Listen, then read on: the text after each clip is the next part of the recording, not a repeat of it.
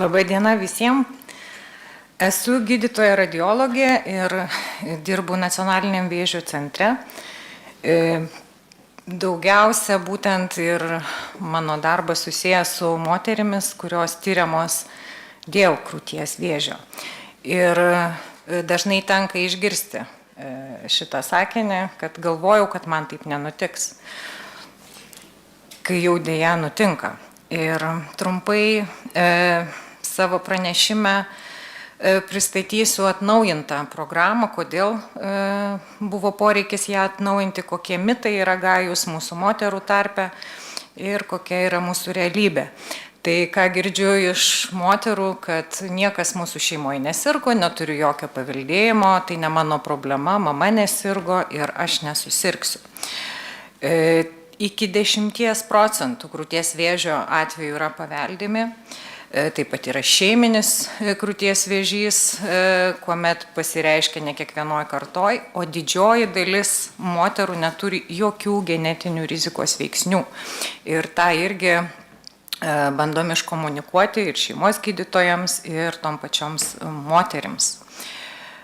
Ką sako Europos rekomendacijos, tai praeitų metų yra išleistas dokumentas, kur yra išanalizuoti rizikos vertinimo modeliai ir kol kas rizika atsižvelgiama tik tai pagal du veiksnius, tai amžius ir didelis krūties tankis. Tai yra įrodyta, kad tai didina riziką susirgti krūties vėžiu.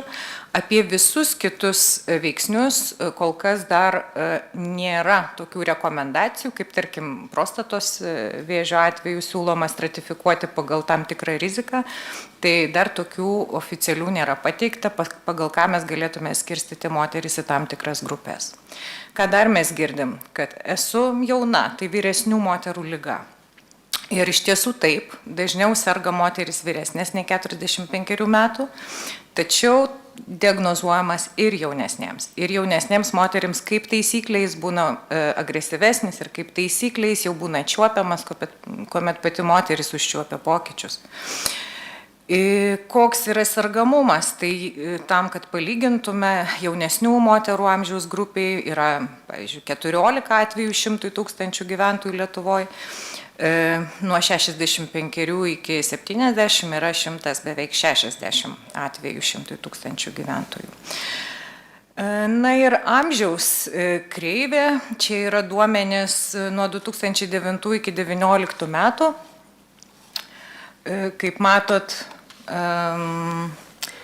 sergamumas jau ženkliai kyla, pradedant nuo 40-45 metų.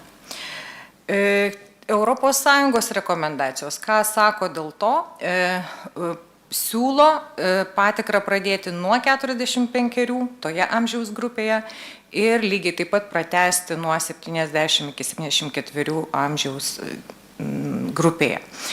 Ir tikrai be galo džiaugiuosi, kad Lietuva buvo viena iš, sakyčiau, pirmųjų šalių, kurios ilgą laiką tyrė pacientės nuo 50 metų ir vėliau pakeitė šią amžiaus ribą. Yra šalių, kaip pavyzdžiui Švedija, kur taikoma jau ilgą laiką, nuo 40 metų, tačiau mums pavyko tą amžiaus ribą praplėsti.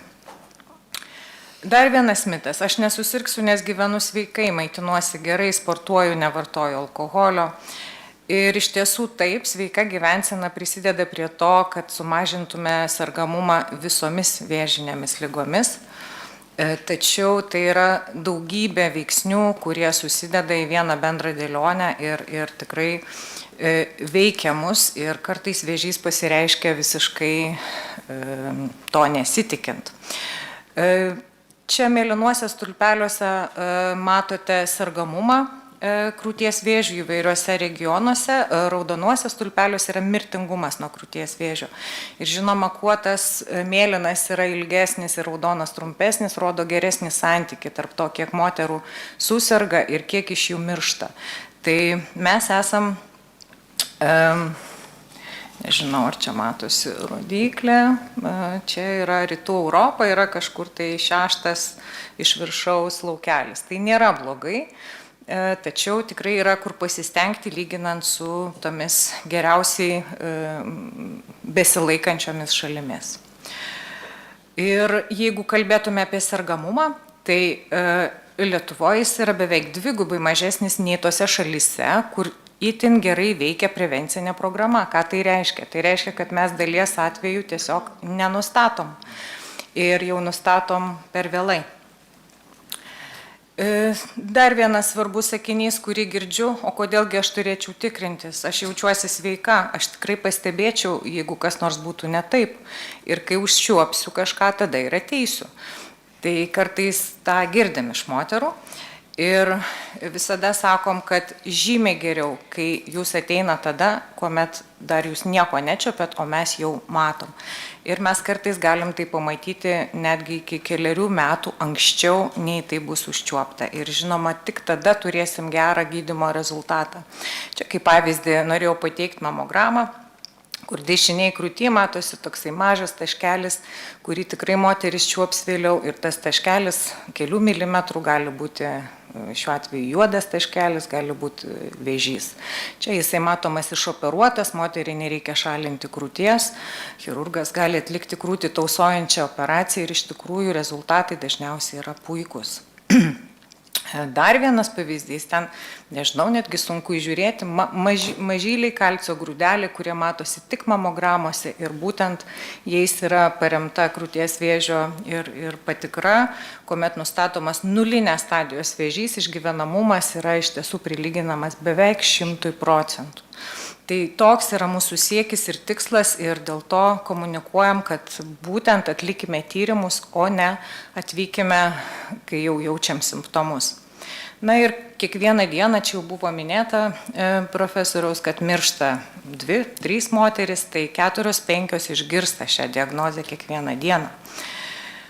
Ir kas be galo svarbu, kad jeigu šiuo atveju yra duomenys iš kolegės disertacijos, jeigu paimsime tas moteris, kurios dalyvauja programai, kurios turėtų dalyvauti, tai ir paimtume visų jų sergamumą krūties vėžių būtent tame amžiuje, tai tik tai 30% iš jo nustatoma programoje. Likęs nustatoma simptomiškai, kai moteris kreipiasi jau pati atsiradus simptomam. Tai yra tikrai nėra geras rodiklis. Na ir programa veikia jau iš tikrųjų Lietuvoje nuo 2005 metų, kaip ir buvo minėta. Ir ligonių kasų duomenys, kaip auga dalyvavimas programoje, tai tikrai džiugu matyti, kad jis tikrai auga. Tai yra geras ženklas. Ten matot kritimą per COVID laikotarpį 2020 metais. Tik tai jis vis tiek yra nepakankamas. Mes turim dalyvavimą pusės moterų, kurios galėtų sudalyvauti. Kodėl jos nedalyvauja? Tai kartais tai yra informacijos trūkumas, mitai, kuriuos jau paminėjau, baimė, tai įvairiausios baimės, tai paties tyrimo, gydymo įstaigų, gyvenimo pokyčių, kas bus, jeigu bus nustatyta liga. Ir taip pat, ką aš matau kaip gydytoja, kuri kasdieną su tuo susiduriu, tai nepatogus paciento kelias, kurį iš tiesų visi kartu dalyvaudami programos atnaujinime ir bandėm pagerinti, patobulinti. Čia yra koordinacinio centro pateiktos jau moterų konkrečios atsisakymų priežastis, kuomet moteris atsisako dalyvauti patikroje. Kolegos jų klausia, kodėl taip vyksta, tai didžioji dalis tiesiog atsako, nenoriu dalyvauti programai. Yra atsakymų, kad dėl ligos, dėl negalios negali atvykti, arba negyvena Lietuvoje, arba tiesiog jau yra atlikusi mamogramą ne programoje, o tiesiog savarankiškai, ką mes vadinam oportunistiniu skryningu. Taigi, kodėl atnaujinama programa? Iki atnaujinimo nebuvo Lietuvoje programa centralizuota. Moteris turėdavo kreiptis pati pas šeimos gydytoją ir kartais jinai gali atvykti, kartais jinai tiesiog neturi reikalo vykti pas šeimos gydytoją ir todėl lieka nepakviesta. Taip pat neapėmė moters iškvietimo nustačius pakitimus mamogramose, kas iš tiesų darė tą programą nepatrauklę. Mes nustatom, atliekam mamogramą, nustatom pokyčius, o kas toliau? Tada moteris registruojasi pati ir tai kartais yra tikrai sudėtingas procesas. Nesant koordinuojančio centro, neturim duomenų bazės, nežinom, kokį vėžį nustatom programai, nežinom, kiek to vėžio nustatom. Ir nėra kokybės užtikrinimo kažkokios bendros sistemos. Dėl to vėlgi, kaip veikia aparatūra, ar visi technologai moka tinkamai atlikti mamogramas, ar gydytojai vertina jas kokybiškai. Visiems šiem procesam vertinti yra tam tikri rodikliai. Ir dėja, anksčiau mes jų negalėjome nei patys matyti, nei lyginti su kitomis šalimis. Didžiulė problema yra ta, kad Lietuvoje iki šiol nėra vieningos informacinės sistemos radiologiniam vaizdam. Tai tokiu atveju trūksta informacijos kartais apie anksčiau atliktus tyrimus, šiuo atveju mamogramas. Negalima analizuoti intervalinio vėžio, kuris yra vėžys, kuris tai atsiradęs tarp dviejų patikrinimų. Tai vadinama intervaliniu vėžiu ir iš tiesų tai yra labai svarbus radiologų darbo rodiklis, kaip kokybiškai jie dirba. Neturint ankstesnių tyrimų mes to negalim pasakyti. Na ir taip pat nėra kažkokių apibrieštų sertifikavimo procedūrų, kas kitose šalise yra ir tai yra labai rekomenduojama ES, kad tai būtų apibriešta, kas gali dalyvauti šiame procese, kad jisai būtų nuo pradžios iki pabaigos kokybiškas.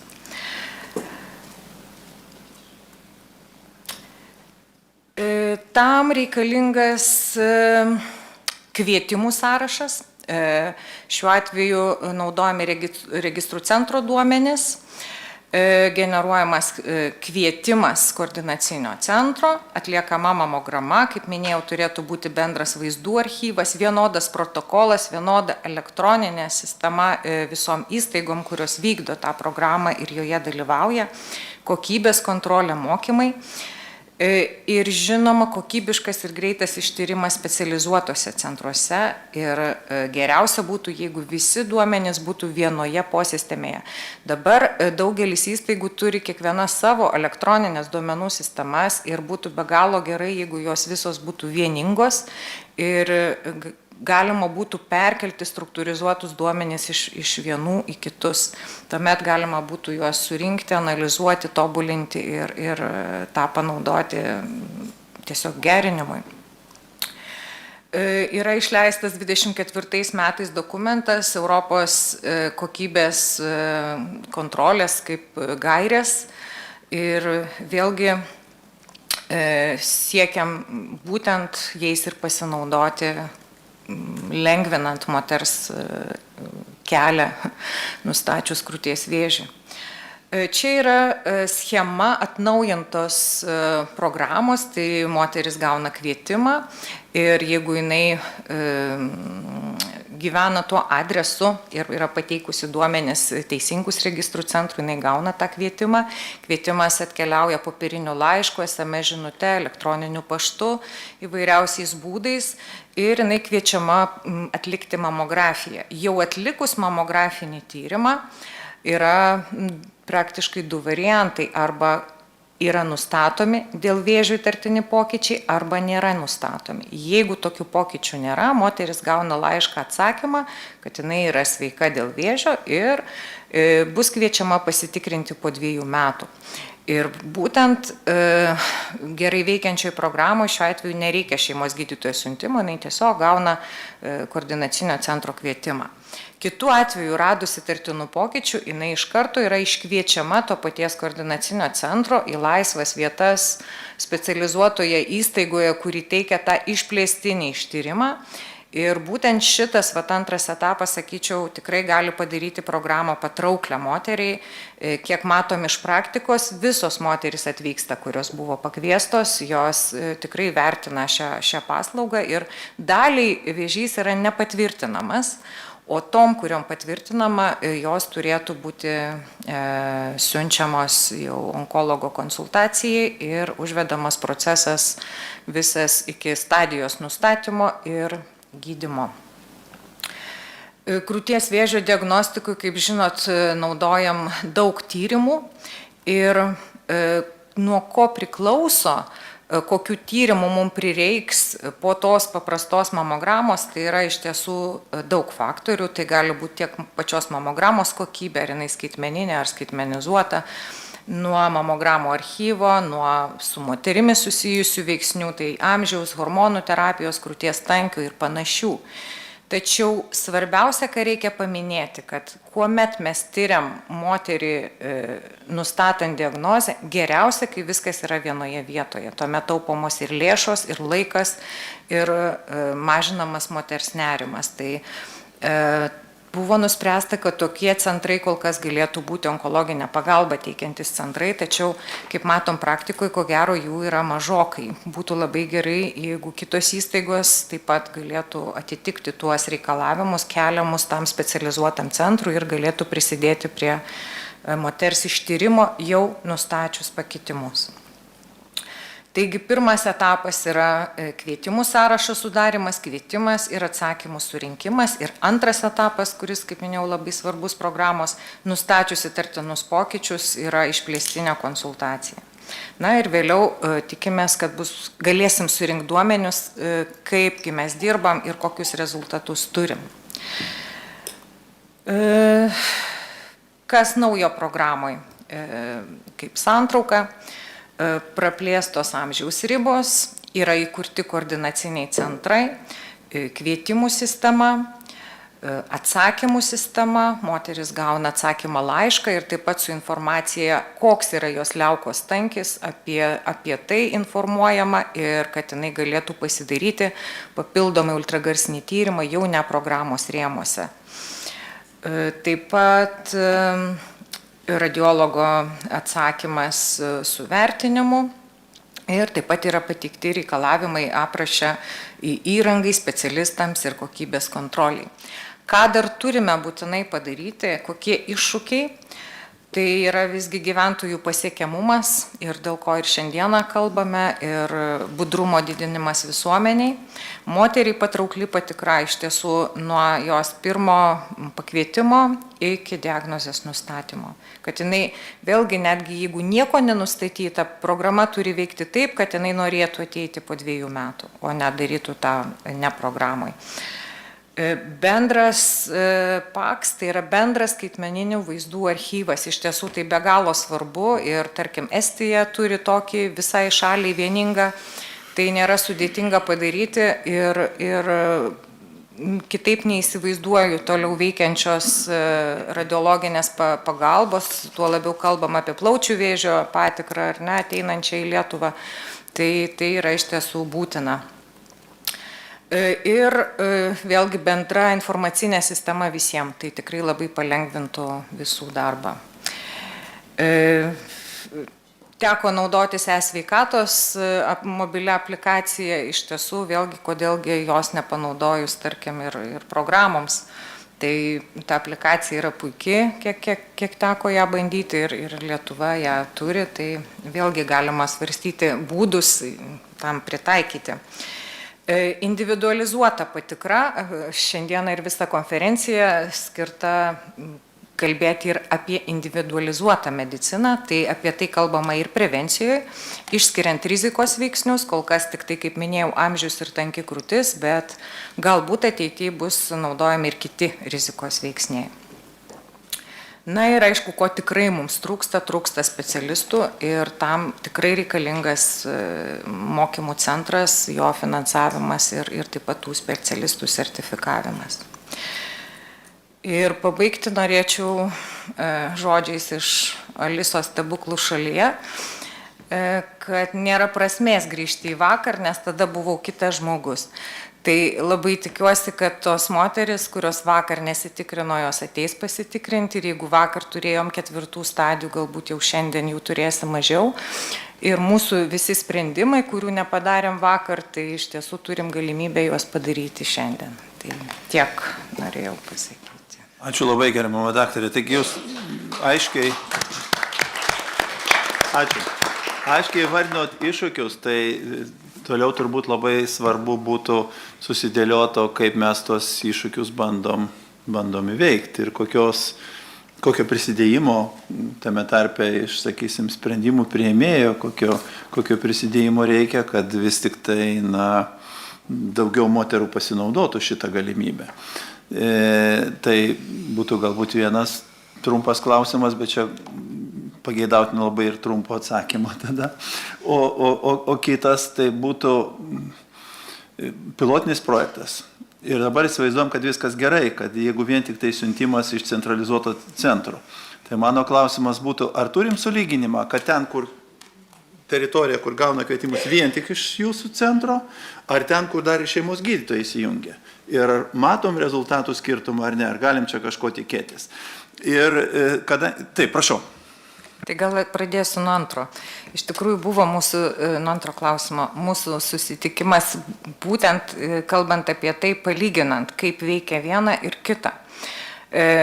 Iš tikrųjų, kai kur tas galėtų atrodyti nuviliantis rezultatas, kadangi šeimos gydytojų, tarkim, moterys ateina daugiau. Tačiau reikia atsižvelgti, kad rezultatai buvo vertinti pirmo pusmečio darbo ir niekas nežinojo, nebuvo iškomunikuota pakankamai, kas tas koordinacinis centras. Moterys vėlgi pasimetę gavę tą kvietimą, kreipėsi į savo šeimos gydytoją. Šeimos gydytojas apie tai informacijos neturi ir sako, geriau aš tau išrašysiu siuntimą, čia kažkas neaiškaus ir žodžiu, ta moteris, kuri pakviesta centro, jinai atkeliauja su siuntimu. Tai aš sakyčiau, visų pirma, per trumpas laiko tarpas kol kas pilotui, kad tai vertinti. Ir kitas dalykas, kad tarkim tokios didžiosios poliklinikos, ar ne, kaip Šeškinės centro poliklinika, jie turi savo geras kvietimo sistemas, bet mes kalbam apie lygybę kiekvieno asmens, kuris galbūt gyvena ne Vilniuje, ar ne, o kažkur tolesniuose kampeliuose ir tada sulyginant jų galimybės gauti tą pakvietimą ir taip pat šeimos gydytojo vizitą, tai yra didžiuliai skirtumai. Tai tas pilotas buvo taikytas, tarkim, kai kuriuose įstaigose, Elektrėnai, ten Visaginas, įvairios įstaigos ir labai sunku jas lyginti tarpusavyje. Toje pačioje įstaigoje nelyginam.